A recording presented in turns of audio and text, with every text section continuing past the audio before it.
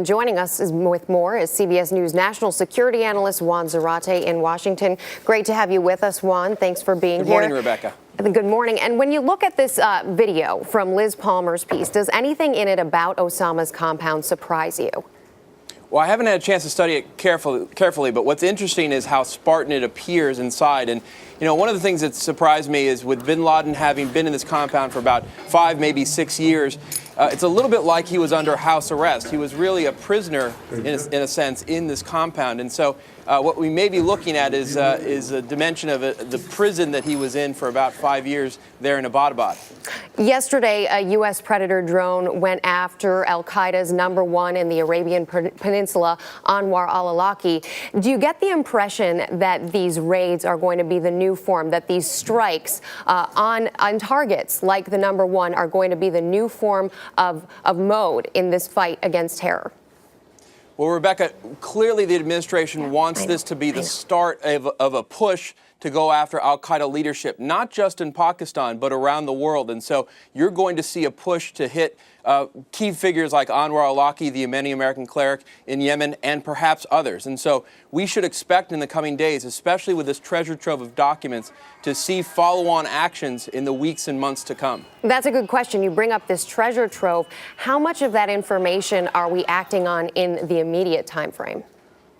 Well, I don't think we are at a point where we're actioning the information we're getting out of these documents. I think in the first instance, officials are looking for any information about attack plotting, names of Western operatives. You've seen the warnings with respect to the train systems in the West. And so that's the kind of thing that we're looking for first. I think slowly but surely the analysts will start picking apart the data with names, addresses, phone numbers that will then lead to other trails and will ultimately lead to actions against other al-Qaeda leaders. Pakistani authorities have Osama bin Laden's wife, some of his daughters in custody, but they are not talking at this point. Is that a problem for intelligence?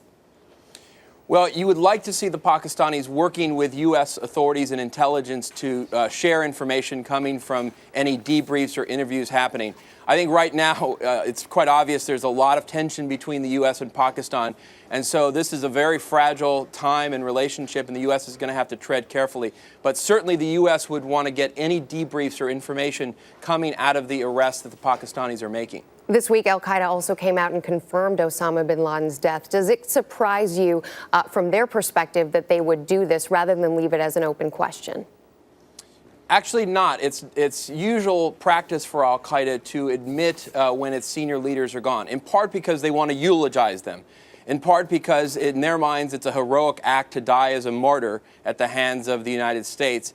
And also they want to clear the air because they're going to have to make decisions about the succession, and they're going to have to announce who will be the new emir of al-Qaeda, likely to be the Egyptian doctor Ayman al-Zawahiri. Juan Zarate, thank you.